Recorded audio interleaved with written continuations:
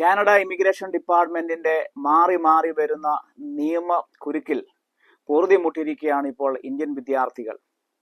ഈ കഴിഞ്ഞ കുറച്ച് ദിവസങ്ങളായി വീണ്ടും നൂറുകണക്കിന് വരുന്ന ഇന്ത്യൻ വിദ്യാർത്ഥികൾ കാനഡയുടെ ആൽബർട്ട, കാൽഗറി പോലുള്ള വലിയ വലിയ സിറ്റികളിൽ ഇമിഗ്രേഷൻ ഡിപ്പാർട്ട്മെന്റിനും കനേഡിയൻ ഗവൺമെന്റിനും അവർ പഠിച്ചതായിട്ടുള്ള കോളേജിനും എഗനസ്റ്റ് ആയിട്ട് ആളുകൾ തെരുവിലിറങ്ങി ഇപ്പോൾ സമരം ചെയ്യുകയാണ്. ഞങ്ങളെ ഇവിടുന്ന് പറഞ്ഞു വിടാമെന്ന് നിങ്ങൾ ആരും കരുതണ്ട, ഞങ്ങൾ ഈ രാജ്യം വിട്ടു പോകത്തില്ല.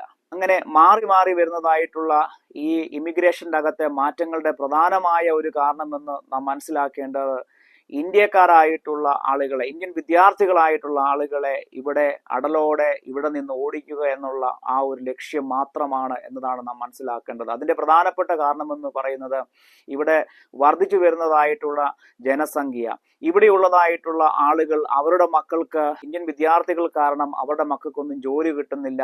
ഇങ്ങനെ ഗവൺമെന്റിന് എഗനസ്റ്റ് ആയിട്ട്, ലിബറൽ ഗവൺമെന്റിന് എഗനസ്റ്റ് ആയിട്ടുള്ള വിമർശനങ്ങളും ഒക്കെയാണ് അതിന്റെ പ്രധാനപ്പെട്ട കാരണമെന്ന് നാം മനസ്സിലാക്കേണ്ടത്.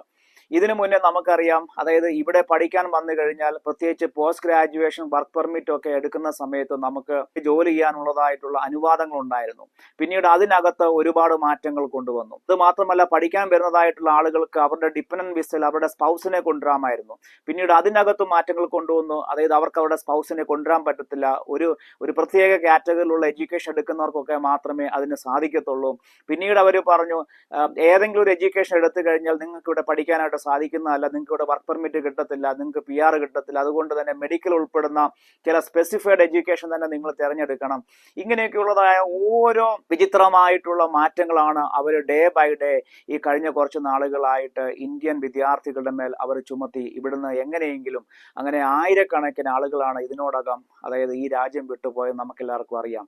ഇപ്പോൾ നിലവിൽ വന്നിരിക്കുന്നത് റീസെന്റ് ആയിട്ട് വന്ന നൂറുകണക്കിന് ഇന്ത്യൻ വിദ്യാർത്ഥികൾ അവരുടെ പഠനം തീരാറായ സമയത്ത് അവർക്കെല്ലാം IRCCയുടെ ഇമിഗ്രേഷൻ ഡിപ്പാർട്ട്മെന്റിന്റെ ലെറ്ററും ഇമെയിലും എല്ലാം ചെന്നിരിക്കുകയാണ്. നിങ്ങൾക്ക് വർക്ക് പെർമിറ്റ് ഞങ്ങൾ തരത്തില്ല, വർക്ക് പെർമിറ്റ് നിങ്ങൾക്ക് കിട്ടത്തില്ല, അതുകൊണ്ട് പഠനം കഴിഞ്ഞ നിമിഷം തന്നെ നിങ്ങൾ രാജ്യം വിട്ട് അവരവരുടെ നാട്ടിലേക്ക് നിങ്ങൾ പൊക്കോണം. ഈ ഒരു വാർത്ത നൂറുകണക്കിന് വരുന്ന വിദ്യാർത്ഥികളെ ഞെട്ടിച്ചിരിക്കുകയാണ്. അവര് വലിയൊരു ഭാവിയെ സ്വപ്നം കണ്ടുകൊണ്ട്, നമുക്കറിയാം ലക്ഷക്കണക്കിന് രൂപ മടക്കി, പ്രത്യേകിച്ച് പഞ്ചാബിൽ നിന്നുള്ള വിദ്യാർത്ഥികളാണ് ഏറ്റവും കൂടുതൽ ഈ ഒരു പ്രശ്നം ഇപ്പോൾ ഫേസ് ചെയ്തിരിക്കുന്നത്.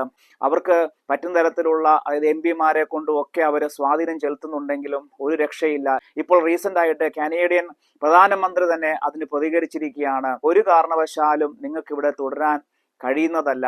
ഇനി അതിന്റെ പേരിൽ നിങ്ങൾക്ക് സൈലം സീക്കേഴ്സ് ആയിട്ട്, അല്ലെങ്കിൽ റെഫ്യൂജി കാറ്റഗറിയിൽ നിങ്ങൾക്ക് വീണ്ടും ആപ്ലിക്കേഷൻ കൊടുത്ത് ഈ രാജ്യത്ത് തുടരാമെന്ന് നിങ്ങൾ ആരും കരുതണ്ട എന്നുള്ള പ്രധാനമന്ത്രിയുടെ ശക്തമായിട്ടുള്ള ആ ഒരു വാർത്താ സമ്മേളനം വന്നു കഴിഞ്ഞു. എന്തായാലും ആ വിദ്യാർത്ഥികളെല്ലാം തന്നെ ആപ്പിലായിരിക്കുകയാണ്.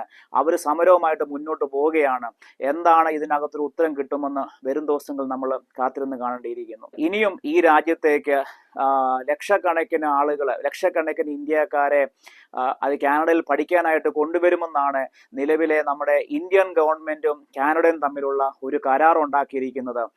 ഒരു വശത്ത് ഇങ്ങനെ നമ്മുടെ ഇന്ത്യൻ കുട്ടികൾ കഷ്ടപ്പെടുമ്പോൾ എനിക്ക് നിങ്ങളോട് പറയാനുള്ളത്, വീണ്ടും വീണ്ടും ഓരോ കരാറുകൾ ഒപ്പിച്ച് ലക്ഷക്കണക്കിന് രൂപയും മടക്കി ഇവിടെ വന്ന് പഠനം കഴിയുന്നതിന് മുമ്പ് തിരിച്ച് നാട്ടിലോട്ട് പോകേണ്ട ഒരു ഗതികേടാണെങ്കിൽ വളരെ ബുദ്ധിപരമായിട്ട് ആലോചിച്ച് നിങ്ങളൊരു തീരുമാനം എടുക്കുക. അവർ പറയുന്നുണ്ട് വർക്ക് പെർമിറ്റ് കിട്ടുമെന്ന് നിങ്ങൾ ഞങ്ങളോട് പ്രോമിസ് ചെയ്തതാണ്, നിങ്ങൾ ആ പ്രോമിസ് നിങ്ങൾ പാലിക്കാതെയാണ് ഈ ഒരു ചതി ഞങ്ങളോട് ചെയ്തിരിക്കുന്നതെന്നാണ് അവരുടെ ഒരു ഭാഷ്യം. അപ്പോൾ നിങ്ങൾക്ക് എല്ലാവർക്കും ഒരു വീഡിയോ ഇഷ്ടപ്പെടുന്നു വിചാരിക്കുന്നു. പുതിയൊരു വീഡിയോയുമായി, പുതിയൊരു അപ്ഡേറ്റുമായി നമുക്ക് വീണ്ടും കാണാം. I am sound Rexy Joy. By.